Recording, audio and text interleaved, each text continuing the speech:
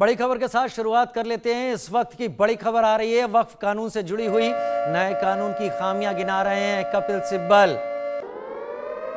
संविधान धार्मिक मामलों में प्रबंधन का अधिकार देता है। कपिल सिब्बल की दलील, ये कानून धार्मिक मामलों में दखल है। नया कानून धार्मिक स्वतंत्रता का हनन है। कपिल सिब्बल, आज 10 याचिकाएं सुनी जा रही हैं। कुल 70 याचिकाएं सुप्रीम कोर्ट में दाखिल की गई हैं। संविधान धार्मिक मामलों में प्रबंधन का अधिकार देता है। ये कानून धार्मिक मामलों में दखल है। नया कानून धार्मिक स्वतंत्रता का हनन है। कपिल सिब्बल सुप्रीम कोर्ट में दलील देते हुए पूरा कोर्ट रूम खचाखच भरा हुआ है। इतना कि वकीलों तक को अंदर जाने की जगह नहीं मिल रही। आज की सुनवाई अभी चल रही है। और अगली बड़ी खबर, यह कानून अनुच्छेद 26 का उल्लंघन है। कपिल सिब्बल ने अनुच्छेद 26 आर्टिकल 26 की बात को यहां पर उठाया और ये कहा कि नए कानून में कई बंदिशें लगा दी गई हैं। ये कानून बुनियादी आवश्यकताओं का हनन करता है। सुनवाई के दौरान सीजेआई ने कपिल सिब्बल को टोका कि आपके पास समय कम है, सिर्फ बड़ी बातों पर ही ध्यान अपना केंद्रित करें, इधर उधर की बातों में समय को व्यर्थ ना गंवाएं। कपिल सिब्बल ने कहा बुनियादी आवश्यकताओं का हनन करता है। सीजेआई ने कपिल सिब्बल को टोका है कि अपनी उन बातों पर ध्यान फोकस करें जो मेरिट पर हों और बड़ी बातों में हों।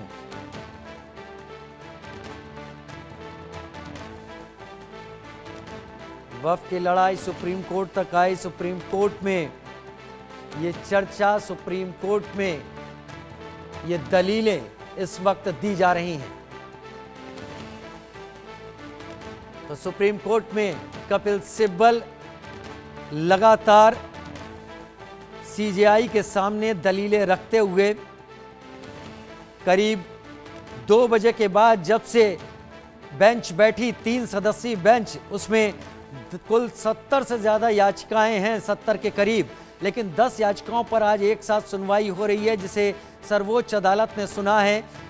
कपिल सिब्बल के आर्टिकल 26 को उठाने पर जस्टिस विश्वनाथन ने तुरंत सवाल उठाया और ये कहा कि आर्टिकल 26 में तो प्रशासनिक गतिविधियों के बारे में बताया है, इसे धार्मिक गतिविधियों के साथ आप कंफ्यूज नहीं कर सकते।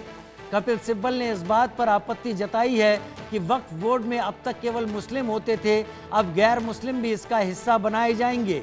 कपिल सिब्बल ने सवाल उठाया कि अब डिस्ट्रिक्ट कलेक्टर को ताकत दे दी गई है कि वो फैसला करे कि वक्फ की कौन सी ज़मीन है या नहीं। पहले वक्फ ट्रिब्यूनल ये काम करता था और ट्रिब्यूनल के फैसले के खिलाफ जाना किसी अदालत में संभव नहीं था। अगर कोई चला भी जाता था तो वहाँ पर कानूनी पेचीदगियों के बारे में ही चर्चा होती थी, उससे ज़्यादा कोई और बात नहीं हो पाती थी। लिहाजा इसमें अपील में किसी भी तरीके के इंसाफ की बात सोच पाना आम शख्स के लिए मुश्किल होता था और एक तरीके से कोर्ट के सामने जाने का विकल्प नए कानून में खोला गया है। संभव शर्मा मेरे साथ इस वक्त मेरे सहयोगी जो कोर्ट रूम में इस वक्त सारी सुनवाई को देख रहे हैं, सुन रहे हैं, समझ रहे हैं। संभव, आप काफी देर कोर्ट में बिता कर आए हैं, ये पता चल रहा है कि कोर्ट इतना खचाखच भरा है कि वहां वकीलों तक के लिए जगह नहीं हो पा रही है, लेकिन मेन पॉइंट्स जो कपिल सिब्बल या दूसरे वकीलों की तरफ से रखे गए हैं वो सामने रखें और ये बताएं कि क्या आज केवल 10 याचिकाएं ही सुनी जा रही हैं? जी देखिए, जिस तरह से उम्मीद लगाई जा रही थी बिल्कुल उसी तरह से यहाँ पर कोर्ट रूम में सुनवाई हो रही है। और लेकिन ये उम्मीद नहीं थी कि लगभग 1-1.5 घंटे से ज़्यादा का वक्त बीत चुका है और सुनवाई अभी सुप्रीम कोर्ट की court number 1 chief justice of India Sanjeev Khanna की अध्यक्षता वाली बेंच लगातार सुनवाई कर रही है। शायद उन्होंने सोच समझकर कल शाम को वो नोटिस निकाला और 2 बजे के लिए सुनवाई को मैटर रखा, क्योंकि अगर 10:30-11 बजे के लिए मॉर्निंग में सुनवाई को मैटर होता तो शायद इतनी लंबी सुनवाई ना हो पाती। और अब लगातार पहले सीनियर एडवोकेट कपिल सिब्बल, जिनके बयानों को आपने अभी बोला, आपने अभी कहा, वो सब कपिल सिब्बल के आर्गुमेंट्स थे। कपिल सिब्बल के बाद आर्गुमेंट शुरू हुए अभिषेक मनु सिंघवी के। अभिषेक मनु सिंघवी ने सिंपल रिक्वेस्ट की, लंबे आर्गुमेंट्स ना करते हुए उन्होंने कहा कि वक्फ कानून पर स्टे लगना चाहिए।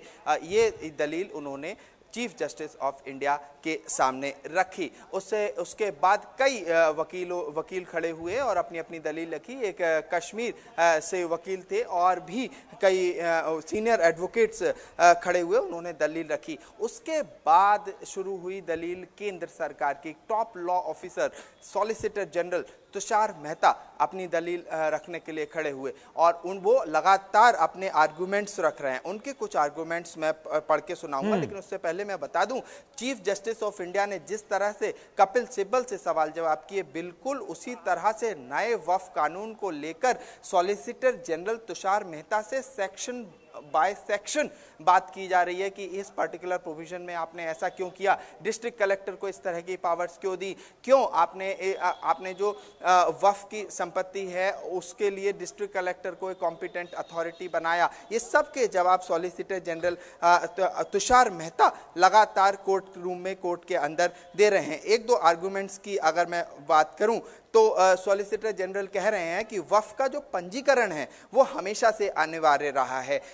चाहे वो यूजर द्वारा वक्फ की बात हो, चाहे 1995 का जो पुराना वक्फ कानून था उसके तहत बात की जाए, दोनों ही केसेस में पंजीकरण अनिवार्य था। और उसके साथ साथ सॉलिसिटर जनरल 1923 जब भारत ब्रिटिशर्स रूल कर रहे थे तो उस समय का कानून की बात उन्होंने कही कि चाहे कोई भी कानून हो, चाहे 2013 का वक्फ एक्ट का बदलाव हो, उसमें भी ये सब चीजें अनिवार्य थी। चीफ जस्टिस ऑफ इंडिया ने इस पर पूछा कि कोई संपत्ति वक्फ बाय यूजर या रजिस्टर्ड नहीं है तो उसका क्या होगा। इस तरह के सवाल, टेक्निकलिटीज में कोर्ट जा रही है और जब कोर्ट टेक्निकलिटी में जाती है तो ये बात बिल्कुल स्पष्ट है कि कोर्ट की स्पष्ट मंशा है इसे डिटेल और डेप्थ में सुना जाए, क्योंकि अगर डेप्थ में नहीं सुना जाता तो मुश्किल से 15-20 मिनट में अगली डेट लग जाती है और कुछ नोटिस इशू हो जाते हैं। यहाँ ऐसा कुछ नहीं हुआ है। कोर्ट एक एक परत बा परत पूरे एक्ट को समझने की कोशिश कर रही है।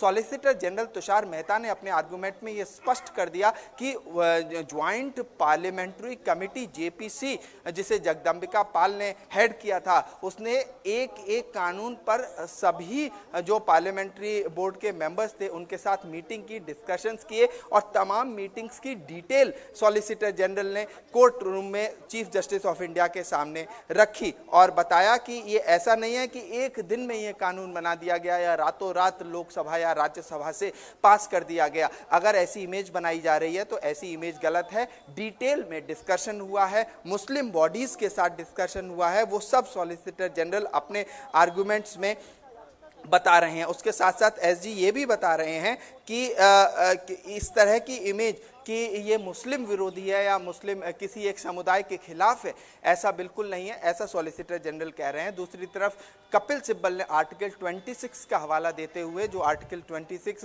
भारतीय संविधान का फंडामेंटल राइट है और माइनॉरिटीज़ के अधिकारों को इंकित करता है, तो आर्टिकल 26 और आर्टिकल 29 का हवाला देते हुए कहा कि ये कानून कहीं ना कहीं उन आर्टिकल्स को की अवहेलना करता है। आर्टिकल 14 जो राइट टू इक्वालिटी का आर्टिकल है, जो एक फंडामेंटल राइट है, उसकी अवहेलना करता है। संभव बने रहे, आपसे डिटेल फिर एट लेंथ लेंगे। जो आपने कहा उसे ब्रेकिंग के रूप में दर्शकों को दिखा दें। वक्फ कानून के खिलाफ याचिकाओं पर सुनवाई जारी है, जैसा हमारे संवाददाता संभव बता रहे हैं।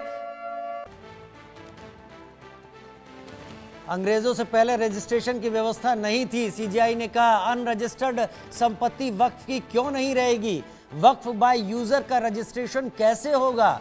अंग्रेजों से पहले रजिस्ट्रेशन की व्यवस्था नहीं थी। वक्फ कानून के खिलाफ याचिकाओं पर सुनवाई जारी है। बड़ी खबर इस वक्त, संभव मेरे साथ लगातार।